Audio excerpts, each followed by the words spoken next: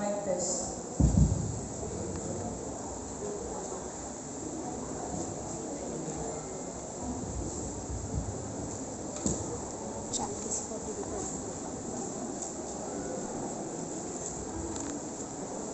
Go.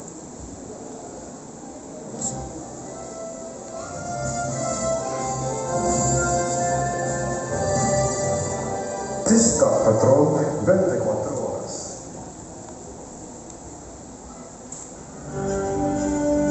Kaibigan, isang masayang oras ng pakikipagtalakayan patungkol sa kalusugan at pamumuhay bilang daan papalapit sa ating Panginoon.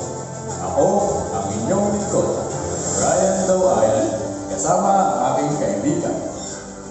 Magandang araw sa inyong lahat. Magandang araw, kaibigang Ryan. Ako po ang inyong lingkod, Jarice Aliman, at welcome po sa ating programa ngayong umaga.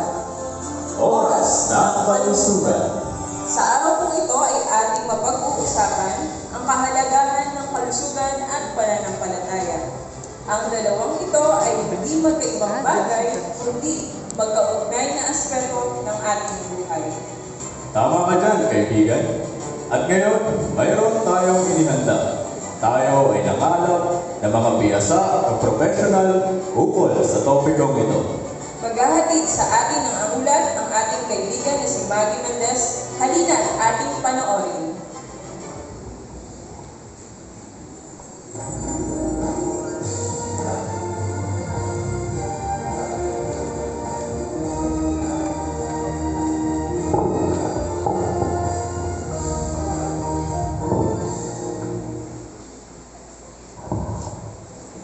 Health and faith. Dalawang salita. Bagaman magkaiba, ay nagkakatagpo upang bumuo ng balanse, mahaba at masayang buhay. Upang maunawaan ang ugnayan na ito, mahalagang tuklasin kung paano nagtatagpo ang kalusugan at pananampalataya sa apat na pangunahing aspeto ng buhay: pisikal, mental, sosyal, at espiritual. Narito ang ilang mga profesional upang magbigay ng kanilang mga panayam. Kasama po natin ngayon ang ating kapatid sa larangan ng medisina, si Doc Cora. Magandang umaga po sa inyo, Doc. Magandang umaga din po. Nais po naming marinig ang inyong mga karanasan bilang isang faithful doctor. Paano po ba kayo nagbibigay ng mga payong pangkalusugan sa inyong mga pasyente? As a physician, kapag pumapasok ang mga patients sa kliniko, they usually expect na meron silang bit-bit na reseta diretso sa butika. Pero hindi diretso sa butika, kundi sa bahay lang. I usually advise them na natural medicine at dinidiscuss ko rin sa kanila ang new start. At nagugulat sila na kasi pinagpipray ko muna sila bago sila umuwi. Maraming salamat po sa inyo, Doc Cora, sa panayam patungkol sa pampisikal aspect. Dako naman po tayo sa mental aspect at kasama po natin ngayon. Ako si Dr. Nelson Ricina, isang psychometrician. Magandang araw po sa inyo, Doc Nelson. Batid po namin na ang mga usaping mental ay mahalaga pero medyo sensitibo at ang pagtugon dito ay nangangailangan ng maingat na pag-aaral. Kaya nais naman po naming malaman bilang mga anak ng Diyos kung paano po namin matutulungan ang mga kapatiran namin na humaharap ngayon sa mga mental health problems. Marami sa mga tao na naging negatibo. Once na ma-diagnose sila na may mga mental illness, may depress, anxiety, etc. Malaki ang nagiging epekto nito sa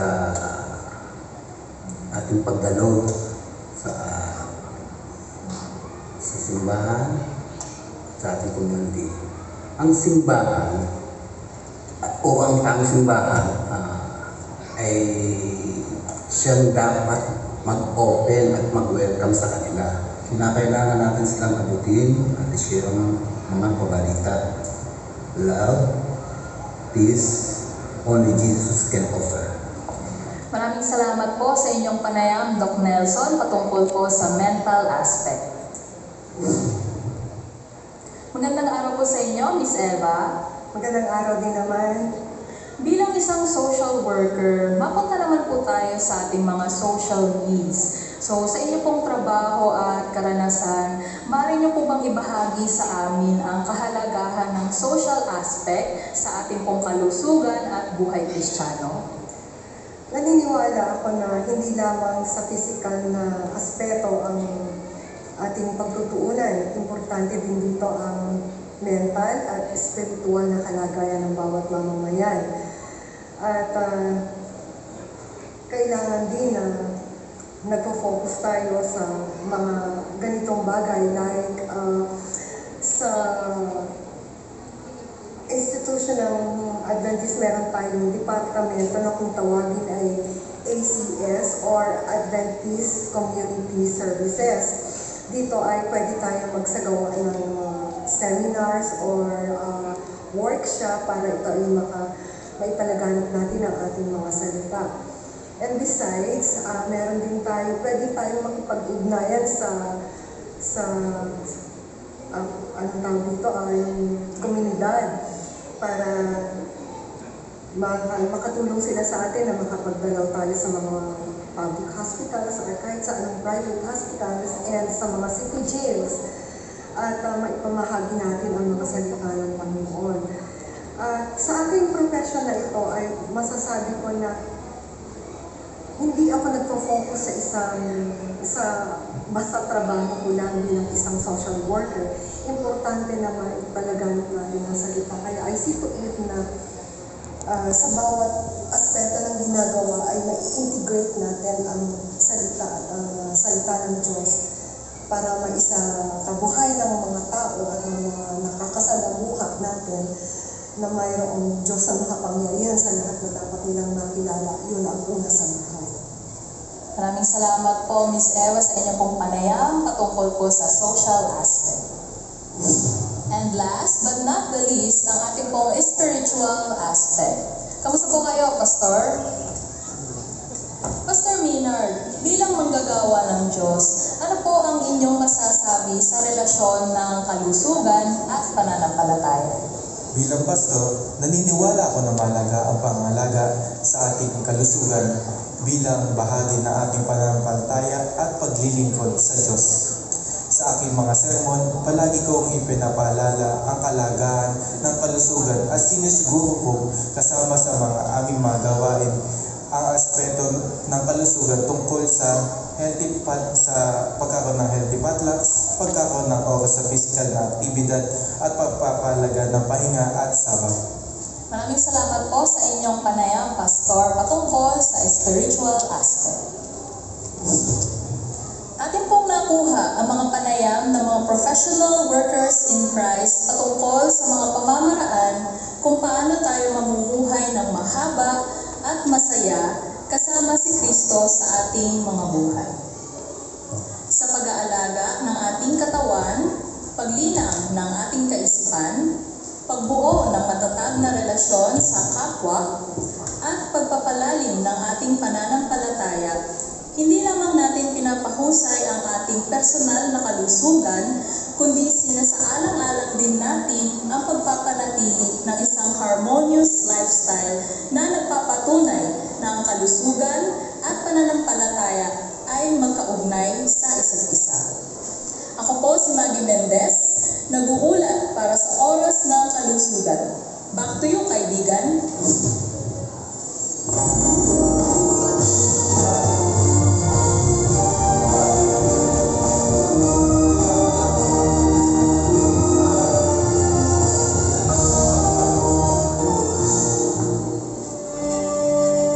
Maraming salamat, kaibigang Maggie. Ating narinig ang mga panayam ng ating mga kapatid sa pananampalataya mula sa iba't ibang larangan. Napakaganda nga ng ating mga narinig sa ulat. Tunay nga ang ugnayan ng kalusugan at pananampalataya ay isang powerful tandem na humuhubog sa ating kabuuang pamumuhay. Tama ka dyan.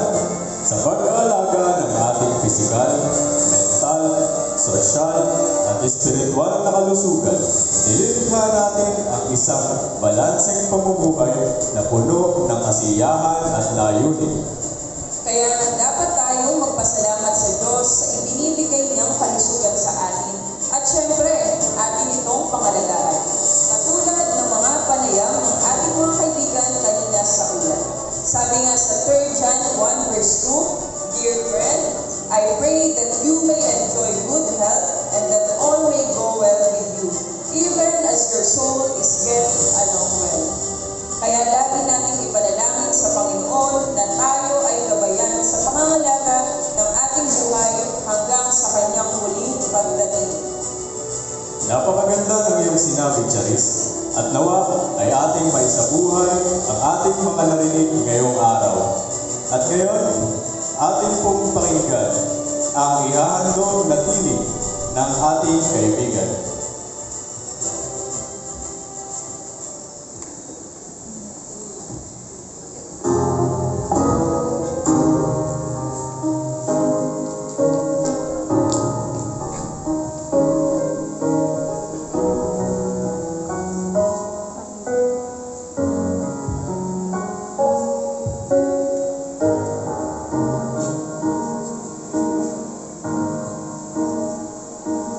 I don't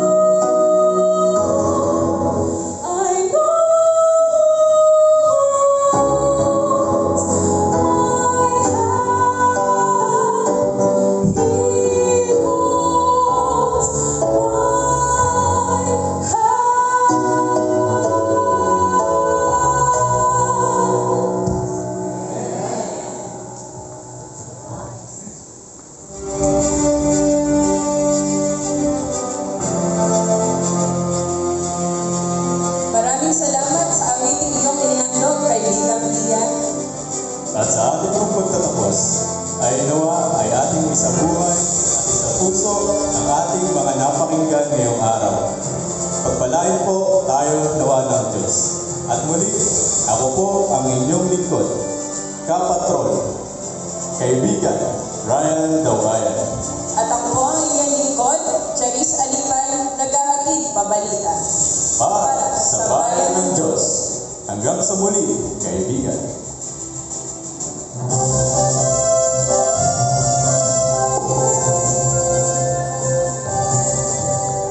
District Patrol